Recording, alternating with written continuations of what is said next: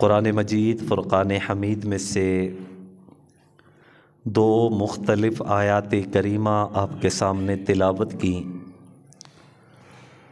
اللہ تعالیٰ کی بارگاہ میں دعا گو ہوں کہ اللہ تعالیٰ حق سچ بیان کرنے اور اس کے بعد ہم سب کو عمل کرنے کی توفیق نصیب فرمائے۔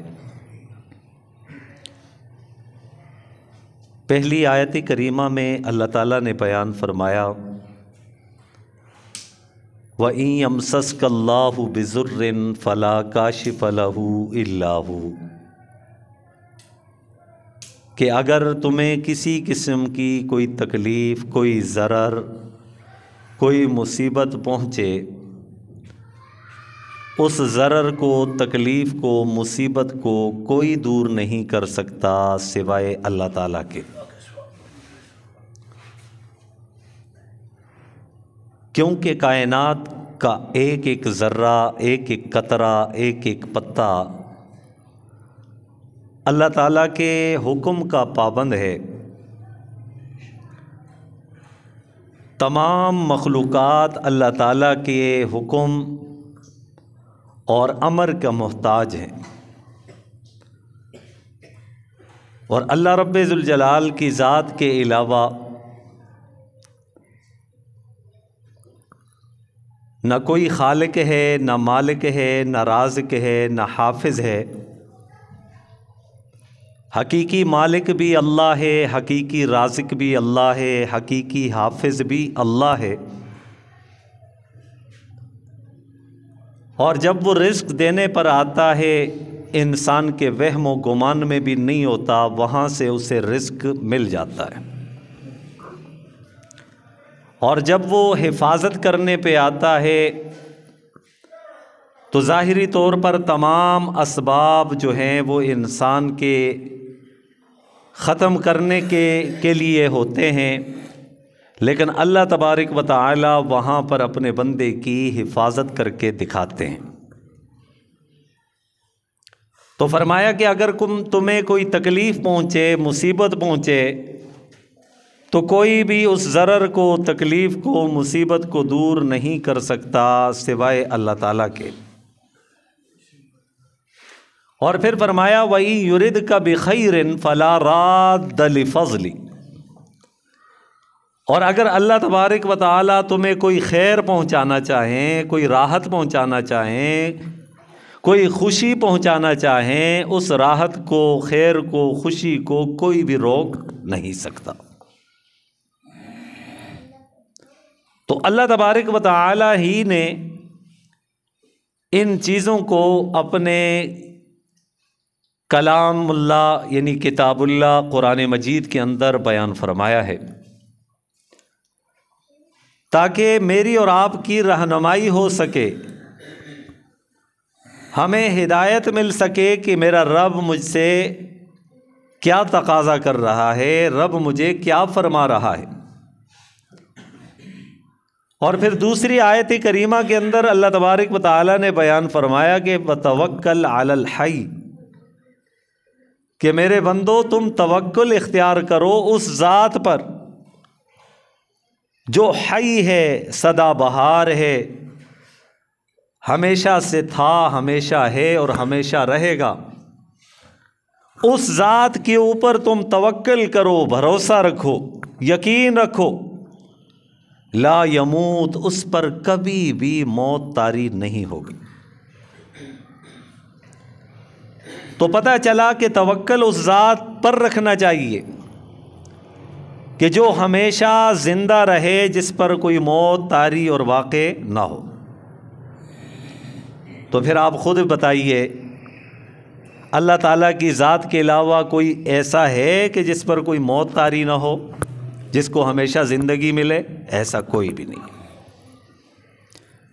اللہ تعالیٰ کی ذات کے علاوہ کوئی بھی ایسا نہیں ہے کہ جس کو ہمیشہ کی زندگی ملے اور اس پر موت کبھی بھی طاری نہ ہو۔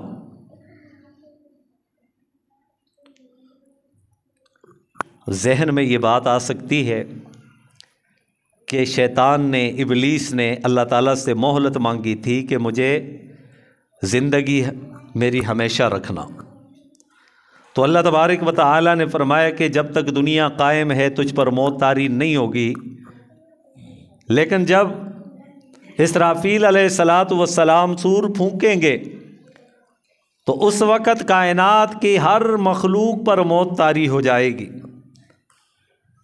اور پھر اس وقت اللہ تعالیٰ کے حکم سے اس ابلیس پر، شیطان پر بھی موت طاری ہوگی۔ تو کسی نہ کسی وقت موت ضرور واقع ہوگی، طاری ہوگی، اس سے کوئی بھی بچ نہیں سکتا۔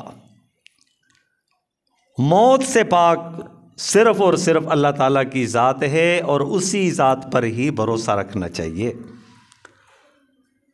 محض زبان پر یہ الفاظ نہیں لانے کہ میرا اللہ پہ بھروسہ ہے، اللہ پہ توکل ہے، بلکہ اس کو عملی طور پر ثابت کرنا چاہیے کہ میرا بھروسہ اور میرا یقین اللہ تعالیٰ کی ذات پر ہے۔ امام الانبیاء محمد الرسول اللہ صلی اللہ علیہ وسلم اپنی پوری زندگی میں اللہ ہی کی ذات پر بھروسہ رکھتے ہوئے نظر آتے ہیں۔ چنانچہ بیسیوں واقعات ہیں، سینکڑوں واقعات ایسے موجود ہیں، ان میں سے چند چیدہ میں آپ کے سامنے ذکر کروں گا۔ پورا واقعہ اس کی تفصیل میں نہیں جاؤں گا، صرف وہ جملہ لوں گا جس کے اندر توکل کا ذکر ہے، اللہ کی ذات پر بھروسے کا ذکر ہے۔ جب کافروں نے مشورہ کیا کہ نعوذ باللہ امام الانبیاء کو قتل کیا جائے، اور ان کے لیے نوجوانوں کو مختلف قبیلوں میں سے منتخب کیا گیا، اور کہا گیا کہ مختلف قبیلے کے یہ افراد اکٹھے ہوں گے تو ہمارا کام بھی ہو جائے گا، بنو ہاشم مقابلہ کرنے کی سکت بھی نہیں رکھ پائے گا۔ تو چنانچہ صلح صفائی پر بات ختم ہوگی، چنانچہ بہت سارے نوجوانوں کو مختلف قبیلوں سے منتخب کر کے اس ناپاک اور مذموم عزائم کو پورا کرنے کے لیے ان کو چنا گیا، جو دار الندوہ کے اندر میٹنگ ہوئی تھی۔ چنانچہ وہ سارے کے سارے نوجوان ہاتھوں میں تلوار لیے ہوئے رسول اللہ صلی اللہ علیہ وسلم کی رہائش گاہ پر، جہاں آپ آرام فرما رہے تھے، اس کے باہر کھڑے ہو گئے۔ موت چاروں طرف سے ہے ظاہری طور پر، اس طرف بھی موت، اس طرف بھی موت کا سبب۔ ہاتھوں میں تلوار لیے ہوئے، ناپاک ارادے سے بھرپور وہ وہاں پہ کھڑے ہوئے، لیکن امام الانبیاء باہر تشریف لاتے ہیں۔ اللہ تعالیٰ کے حکم سے ایک مٹھی جو ہے مٹی کی اٹھاتے ہیں اور اس کو پھینک دیتے ہیں۔ وہ جتنے بھی وہاں پر کھڑے ہوتے ہیں وہ تمام ذرات جو ہے ہر ایک کی آنکھ میں پڑ جاتے ہیں، وہ آنکھیں ملتے رہ جاتے ہیں، اور امام الانبیاء وہاں سے بخیر و عافیت تشریف لے جاتے ہیں۔ سیدنا ابوبکر صدیق کو ہمراہ لے کر غار ثور کی طرف چل دیتے ہیں۔ تو اللہ تبارک و تعالی نے قرآن مجید کے اندر بیان فرمایا کہ وَمَا رَمَيْتَ إِذْ رَمَيْتَ وَلَكِنَّ اللَّهَ رَمَى، اے میرے محبوب، یہ مٹی ظاہری طور پر آپ ہی نے پھینکی ہے، لیکن یہ آپ نے نہیں پھینکی کہ سب کی آنکھوں میں چلی گئی۔ وَلَكِنَّ اللَّهَ رَمَى، یہ اللہ تبارک و تعالیٰ نے پھینکی ہے، اور اللہ تعالیٰ کے حکم سے یہ مٹی کے ذرے ہر ایک کی آنکھ میں پہنچے ہیں۔ محبوب، تیرا بھروسہ میری ذات پر تھا، اور جب میں بچانے پر آتا ہوں تو سامنے موت کھڑی ہوتی ہے، تو پھر بھی میں بچا کے دکھاتا ہوں۔ تو وَتَوَكَّلْ عَلَى الْحَيِّ، توکل، بھروسہ، یقین اس ذات پر رکھا جائے جو ہمیشہ زندہ ہے، جس پر موت طاری نہیں ہوگی۔ اب میں اور آپ کوئی مٹی اٹھا لیں، بہت سارے لوگ اس کو یوں پھینک دیں، سامنے والے کی آنکھ میں تو جائے گی، ارد گرد والے جو لوگ ہیں ان کی آنکھوں میں یہ مٹی نہیں جا سکتی۔ لیکن امام الانبیاء کا معجزہ ہے، اور معجزے کے متعلق آپ سبھی یہ بات جانتے ہیں کہ معجزہ یہ براہ راست فعل اللہ تعالیٰ کا ہوتا ہے اور اپنے نبی کے ہاتھ پر اللہ تبارک و تعالیٰ اس کو ظاہر فرماتے ہیں۔ تو جب اللہ کی ذات پر بھروسہ کیا جاتا ہے، یقین رکھا جاتا ہے، تو اللہ رب ذوالجلال پھر بچا کر دکھاتے ہیں، موت چاروں طرف ہی کیوں کھڑی نہ ہو۔ پھر آگے جائیے غار ثور کے اندر، جب دشمن بالکل قریب پہنچ چکے تھے، سیدنا ابوبکر صدیق رضی اللہ عنہ امام الانبیاء کے ہمراہ تھے غار کے اندر۔ ابوبکر صدیق نے دیکھا کہ وہ دشمن بالکل غار کے دہانے پر پہنچے ہوئے ہیں اور ان کے پاؤں بھی نظر آ رہے ہیں۔ کہا یا رسول اللہ صلی اللہ علیہ وسلم، یہ تھوڑا سا بھی جھکیں گے نا تو ہمیں دیکھ لیں گے۔ آپ صلی اللہ علیہ وسلم نے ارشاد فرمایا کہ لا تحزن، اے ابوبکر غمگین مت ہو، غمگین نہ ہونا۔ کیوں؟ ان اللہ معنا، بے شک اللہ تعالی ہمارے ساتھ ہے۔ اور جب اللہ تعالیٰ کی ذات پر بھروسہ کیا تو پھر اللہ تبارک و تعالیٰ نے بچا کر دکھایا کہ نہیں دکھایا؟ تو پتہ چلا کہ توکل، بھروسہ، یقین اس ذات پر کرنا چاہیے جس پر کبھی موت طاری نہیں ہوتی، اور وہ ہمیشہ سے تھا، ہمیشہ ہے اور ہمیشہ رہے گا۔ اسی طرح امام الانبیاء محمد الرسول اللہ صلی اللہ علیہ وسلم ایک درخت کے سائے میں آرام فرما رہے تھے، اتنے میں کافر آیا ہاتھ میں تلوار لیے ہوئے۔ دل میں سوچا کہ یہ موقع اچھا ہے، سوئے ہوئے ہیں، مزاحمت بھی نہیں ہوگی، میرا کام بھی پورا ہو جائے گا، مجھے انعام بھی ملے گا۔ تو تلوار ہاتھ میں لی، جیسے ہی تلوار یوں اوپر اٹھائی تو امام الانبیاء محمد الرسول اللہ صلی اللہ علیہ وسلم کی آنکھ مبارک کھل گئی۔ جب آنکھ کھلی تو دیکھا کہ اوپر کافر ہاتھ میں تلوار لیے ہوئے کھڑا ہے۔ تو وہ کافر کہنے لگا من یمنعک منی، کہ آپ کو مجھ سے کون بچائے گا؟ تو آپ صلی اللہ علیہ وسلم نے ارشاد فرمایا کہ اللہ۔ یہ کہنے کی دیر تھی اس کے ہاتھ لرز گئے اور اس کے ہاتھوں سے تلوار نیچے چھوٹ گئی۔ امام الانبیاء وہاں سے اٹھ کھڑے ہوئے، وہ تلوار ہاتھ میں لی، پھر آپ نے فرمایا اب تو بتا من یمنعک منی، مجھ سے تجھے کون بچائے گا؟ منت سماجت کرنے لگا، کہا کہ آپ تو ایسے ہیں، آپ تو معاف کرنے والے، یہ وہ۔ پھر آپ صلی اللہ علیہ وسلم کے اخلاق عالیہ دیکھیے، آپ صلی اللہ علیہ وسلم نے اس کو معاف کر دیا۔ تو آپ نے اپنے عمل کے ذریعے سے یہ بتایا کہ توکل کس ذات پہ کرنا چاہیے؟ اللہ کی ذات پر کرنا چاہیے۔ اللہ کی ذات کے علاوہ کسی پر توکل اور بھروسہ نہ کیا جائے، کیونکہ وہ حقیقی ذات ہے، اس پر موت طاری نہیں ہوتی، وہ ہمیشہ سے تھا، ہمیشہ ہے اور ہمیشہ رہے گا۔ اور توکل کو اسباب کے ساتھ لے کر چلنا ہے۔ اسباب کا پیدا کرنے والا کون ہے؟ اللہ۔ حکم بھی اسی نے دیا ہے، پیاس لگے تو اللہ نے عقل دی ہے، ذہن دیا ہے، سمجھ دی ہے کہ پیاس کے بجھانے کے لیے پانی پی لو۔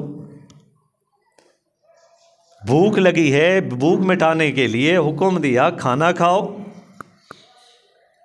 یہ اسباب کے درجے میں ہے، ان اسباب کا اختیار کرنا بہت ضروری ہے، لیکن اسباب پر یقین نہیں رکھنا، بھروسہ نہیں رکھنا۔ بھروسہ کس ذات پہ رکھنا ہے؟ اللہ کی ذات پہ۔ کئی ایسے مریض ہوتے ہیں جن کی پیاس نہیں بجھتی، پانی پیتے چلے جاتے ہیں، پانی پیتے چلے جاتے ہیں، پیٹ ان کا پھول جاتا ہے لیکن ان کی پیاس نہیں بجھتی۔ تو پیاس بجھانے والی ذات اللہ تعالیٰ کی ہے۔ کئی ایسے ہیں جن کی بھوک مٹتی نہیں ہے، کئی ایسے ہیں جن کو بھوک لگتی نہیں ہے۔ تو بھوک مٹانے والی ذات بھی اللہ تعالیٰ ہی کی ہے، کھانے کو سبب بنایا ہے، لیکن وہ سبب کام تب کرے گا جب مسبب الاسباب کا حکم ہوگا۔ مسبب الاسباب کا حکم ہوگا تو وہ پانی پیاس بجھائے گا، وہ کھانا بھوک مٹائے گا، وہ رات میٹھی نیند سلائے گی، وہ دن جگا کے رکھے گا۔ یہ تب جب اللہ چاہیں گے۔ تو تو اللہ تعالیٰ کی ذات پہ جب بھروسہ رکھا جاتا ہے نا تو سامنے موت آنکھوں سے نظر آ رہی ہوتی ہے، اللہ تعالیٰ اس سے بچا کر دکھاتے ہیں۔ ایسا ٹھیک، سامنے موت کے آثار ہوتے ہیں، اسباب ہوتے ہیں، لیکن اللہ تبارک و تعالیٰ اس سے بچا کر دکھاتے ہیں۔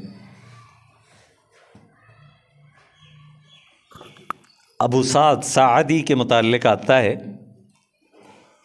کہ وہ بیان کرتے ہیں کہ ایک شخص تھا، عمرے کی نیت سے خراسان سے نکلا اور مکہ مکرمہ کی طرف سفر کرنے لگا۔ جب وہ سفر کرنے لگا تو راستے میں چلتے چلتے ایک جگہ پر پہنچے، بالکل ہموار تھی لیکن پتہ نہیں تھا کہ یہ جگہ نیچے کنواں ہے۔ جیسے ہی اوپر پاؤں رکھا تو فوراً وہ کنویں کے اندر گر گئے۔ جب کنویں کے اندر گر گئے تو اس وقت جو ہے وہ اللہ تعالیٰ سے دعا مانگنے لگے کہ یا اللہ اگر میری زندگی باقی ہے تو میرے بچانے کے اسباب پیدا فرما۔ تو اتنے میں دیکھا کہ دو شخص آئے، انہوں نے دیکھا کہ یہ کنواں اوپر سے کھلا ہوا ہے، آپس میں بات چیت کرنے لگے، کہنے لگے کہ اگر اس کو بند کیا جائے تو کوئی قافلے والے یہاں سے گزریں تو کہیں ایسا نہ ہو کہ کوئی اندر گر پڑے۔ اور وہ کہہ رہے تھے میں ان کی آواز سن رہا تھا، پھر بھی نہیں کہا، اور پھر وہ چلے گئے اور یہ بیٹھ کے اوپر سے انہوں نے لکڑیاں شکڑیاں رکھی، پتھر شتھر رکھے، وہاں سے چل دیے، اور یہ اندر بیٹھا اللہ کی ذات پر بھروسہ رکھتے ہوئے، یقین کامل رکھتے ہوئے بیٹھے رہے اور اللہ سے مانگتے رہے۔ پھر اللہ تبارک و تعالیٰ نے ایک جانور کو بھیجا، وہ آیا اور اس نے اوپر سے ساری چیزوں کو ہٹایا اور اپنی پچھلی ٹانگوں کو نیچے کیا، اگلی ٹانگوں کو اوپر مضبوط رکھا، اور آواز وہ لگانے شروع کر دی کہ آواز سے یہی بتا رہا تھا کہ مجھے پکڑو۔ جب اس نے پکڑا دھم کے ذریعے سے تو اس نے باہر کھینچ کے نکال دیا، تو وہ سجدے میں گر پڑا اور کہا کہ مولا جب تو بچانے پہ آئے نا تو دنیا کی کوئی طاقت بھی کسی کو مار نہیں سکتی۔ تو بھروسہ اللہ کی ذات پہ کرنا چاہیے، وتوکل علی الحی الذی لا یموت، اس ذات پر جو حی ہے، زندہ ہے، سدا بہار ہے۔ وہ کہتے ہوتے ہیں نا عام طور پہ جملہ، سدا بادشاہت میرے سونے رب دی۔ سدا بہار بادشاہت اسی کی ہے۔ دنیا کی بادشاہت ختم ہونے والی ہے، دنیا کا رعب ختم ہونے والا ہے، دنیا کا دبدبا ختم ہونے والا ہے، دنیا میں جوانی ختم ہونے والی ہے، صحت بیماری میں بدلنے والی ہے، زندگی موت کے اندر بدلنے والی ہے۔ سدا بہار ذات صرف اللہ تعالیٰ کی ذات ہے۔ یہ کب سے ہے یہ ہمارے علم میں نہیں، وہ ہمیشہ سے تھا۔ یہ جملہ کہنا وہ ہمیشہ سے تھا، وہ ہمیشہ رہے گا، بس اس پر یقین رکھنا ہے۔ اور اسی بات کے اوپر انسان کو غور و فکر کرنا چاہیے کہ میرے رب مجھ سے راضی ہو جائے، میرے رب کی ذات کے ساتھ میرا تعلق قائم ہو جائے اور میرا بھروسہ اور یقین اسی ذات پر قائم ہو جائے۔ تو کوئی بھی تکلیف پہنچے، پہلی آیت کریمہ جو بیان کی، کوئی بھی تکلیف پہنچے، مصیبت پہنچے، کوئی بھی تنگی ہو، کوئی بھی مسئلہ ہو، تو بھروسہ اللہ کی ذات پہ کریں، کیونکہ دور کرنے والا وہی ہے۔ وہ نہ کرنے پہ آئے تو دنیا کی ساری مخلوقات مل کر بھی اس کو کرنے کے لیے تمام تر وسائل، تمام تر قوتیں بروئے کار لائیں تو یہ تھک ہار جائیں گے، لیکن جب تک اللہ کا حکم نہ ہو تو اس کام کو پورا نہیں کر سکتے۔ اللہ تعالیٰ نے بے شمار نعمتیں ہمیں عطا فرمائی ہیں، اللہ تعالیٰ نے ہمیں وجود بخشا ہے، اس کے اوپر غور و فکر کریں، آپ کو وجود کے ہر عضو میں اللہ کی قدرت نظر آئے گی۔ یہ روزانہ کے اعتبار سے ہم سانس لیتے ہیں، اور اس کے متعلق ایک محقق کی ریسرچ میں دیکھ رہا تھا، انہوں نے بتایا کہ دن میں 24 گھنٹے کے اندر 24,000 مرتبہ بندہ سانس لیتا ہے، سانس صرف 24,000 مرتبہ سانس لیتا ہے، اور پھر اس سانس کے اندر 2 نعمتیں ہیں، سانس کا اندر جانا پھر باہر نکلنا۔ تو 24 48,000 مرتبہ یہ سانس داخل ہوتا ہے اور نکلتا ہے، یہ عمل ہوتا ہے۔ اگر صرف ہم ایک سانس کا ہی شکر ادا کریں تو دن میں کتنی مرتبہ شکر ادا کرنا پڑے گا؟ 48,000 مرتبہ۔ ہم تو ایک سانس جو اندر جا رہی ہے پھر باہر نکل رہی ہے اس کا بھی شکر نہیں ادا کر سکتے۔ باقی نعمتیں، کھانے پینے کی نعمتیں الگ، دیکھنے کی نعمت الگ، سننے کی الگ، چکھنے کی الگ، سونگھنے کی الگ، پکڑنے کی الگ، یہ ساری نعمتیں اپنی جگہ پر۔ یہی وجہ ہے تو اللہ نے فرمایا نا وَإِن تَعُدُّوا نِعْمَةَ اللَّهِ لَا تُحْصُوهَا، اگر تم اللہ کی نعمتوں کو شمار کرنا چاہو، گننا چاہو، ان کی گنتی کرنا چاہو تو تم اس کو شمار نہیں کر سکتے۔ ایک ہی نعمت کا ذکر کیا، سانس کی، تو دل کتنی مرتبہ دھڑکتا ہے، لاکھوں مرتبہ دل میں دھڑکتا ہے، اور یہ اپنے ایک رفتار میں دھڑک رہا ہے۔ تھوڑی سی رفتار تیز ہو جائے تو جسمانی کیفیات بدل جاتی ہیں، اگر دھڑکن رک جائے تو انسان کی زندگی خطرے میں پڑ جاتی ہے۔ انسانی عقل ہے، ایک رگ آگے پیچھے ہو جائے تو انسان پاگل بن جاتا ہے۔ وہ اسی وجہ سے کہتے ہیں نا کہ انسان تو اکڑ اختیار نہ کر، کیونکہ رب کی پکڑ جب آئے گی نا تو تیری یہ ساری اکڑ ایک جھٹکے میں نکل جائے گی۔ انسان کو کوئی تکلیف ہو نا اچانک، انسان بے چین ہو جاتا ہے، تڑپ جاتا ہے، رونے لگ جاتا ہے، چلانا شروع کر دیتا ہے، ہائے میرے ساتھ کیا ہو۔ کوئی کہے کھانا کھاؤ، نہیں کھانا نہیں کھاتا، مجھے تکلیف ہو رہی ہے۔ کوئی کہ پانی پی لو، نہیں پیتا میں۔ کوئی کہ چلو باہر گھومنے جاتے، نہیں جا سکتا، کیوں؟ تکلیف ہو رہی ہے۔ ایک تکلیف نے پورے بدن کو بے چین کر دیا۔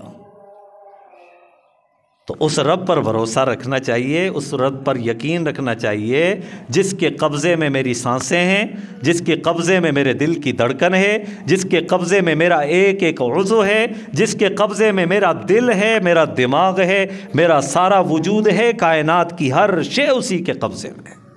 اس پر بھروسہ کریں۔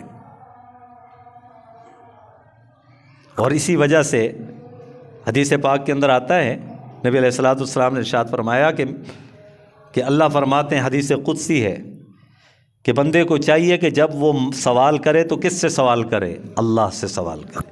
اور وَإِذَا اسْتَعَنْتَ فَاسْتَعِنْ بِاللَّهِ، اور جب وہ مدد طلب کرے تو صرف اللہ کی ذات سے مدد طلب کرے، کیونکہ ساری چیزیں اسی کے قبضے میں۔ یہ بات موٹی سی بات ہے، عقل میں آنے والی بات ہے۔ اس بات کو چھوڑ کر ہم دوسری بات کے پیچھے چل پڑیں، یہ تو نادانی ہوگی، یہ تو کم ظرفی ہوگی، یہ تو بے وفائی ہوگی۔ جب یہ بات اللہ پاک نے ذکر کر دی ہے کہ توکل، بھروسہ اس ذات پہ رکھو جو ہمیشہ زندہ ہے، جس پر موت طاری نہیں ہوتی، تو اللہ کی ذات کے علاوہ کوئی بھی ایسا ہے جس پر موت طاری نہ ہو؟ کوئی بھی ایسا ہے جس کو ہمیشہ کی زندگی ملے؟ ایسا نہیں ہے۔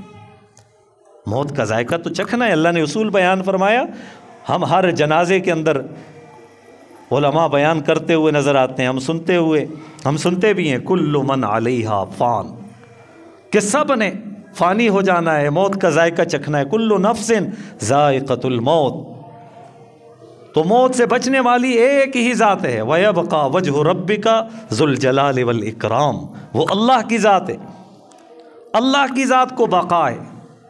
باقی ساری نسبتیں، سارے ناطے، سارے رشتے، ساری طاقتیں، ساری قوتیں فنا ہو جانے والی ہیں، ختم ہونے والی ہیں۔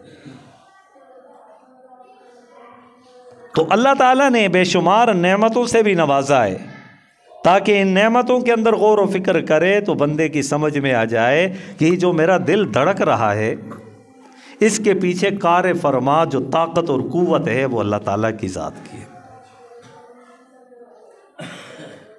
بندہ بات کرتے کرتے بس اوقات یوں دل کو پکڑ بیٹھتا ہے، پتہ چلتا ہے تھوڑی دیر کے ہارٹ اٹیک آ گیا، ہارٹ فیل ہو گیا اس کا۔ کہتے ہیں یار تو جوان تھا، یہ تو 25 سال کا تھا، 30 سال کا تھا، 35-40 سال کا تھا، یہ تو ٹھیک ٹھاک تھا، چل پھر رہا تھا، یہ تو کل مجھ سے ملا تھا، رات کو فلاں کے ساتھ تھا، صبح بھی میں نے اس کو دیکھا تھا، یہ اچانک کیا ہوا؟ اس کے دل کی دھڑکن رک گئی، دل کی طاقت ختم ہو گئی۔ کس کے حکم سے؟ رب کے حکم سے۔ وہ افلاطون کے متعلق آتا ہے نا، بہت بڑا فلاسفر تھا، سائنسدان تھا، آج بھی اس کا نام یاد رکھا جاتا ہے، افلاطون کا، ارسطو کا، یہ نام لیے جاتے ہیں نا۔ تو افلاطون نے یہ سوچا کہ مجھ پر موت طاری نہ ہو جائے، کیونکہ فرشتے آتے ہیں، اسرائیل علیہ السلام دیگر فرشتوں کے ساتھ آتے ہیں، روح قبض کر لیتے ہیں۔ تو اس نے یہ سوچا کہ میں اپنی شکل کے مختلف جو ہے نا ایسی مورتیاں بناؤں گا، صورتیں بناؤں گا، کہ جب فرشتے آئیں گے تو ان مختلف صورتوں کو دیکھ کر آگے پیچھے ہو جائیں گے، وقت ان کا آگے نکل جائے گا، موت کا لمحہ کچھ آگے کی طرف چلا جائے گا، میں بچ جاؤں گا۔ اس نے بہت ساری صورتیں بنائی۔ جب بہت ساری صورتیں بن گئی، بالکل ہو بہو ایسی ہی صورتیں بن گئیں جس طرح اس کی تھی، تو ان کے درمیان میں یہ بھی بیٹھ گیا۔ تو جیسے ہی موت کا فرشتہ آیا تو اس کے قریب پہنچا اور کہا کہ تو صورتیں تو نے بنا لی کاریگری کے ساتھ اپنے ذہن سے، لیکن ان صورتوں میں روح تو نہیں ڈال سکتا۔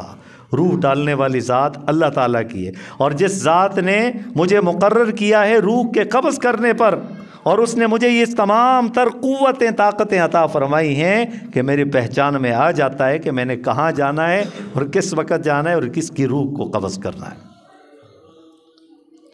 وہ ایک مشہور و معروف واقعہ ہے، آپ نے کئی دفعہ سنا ہوگا، حضرت سلیمان علیہ السلام کے دور کا۔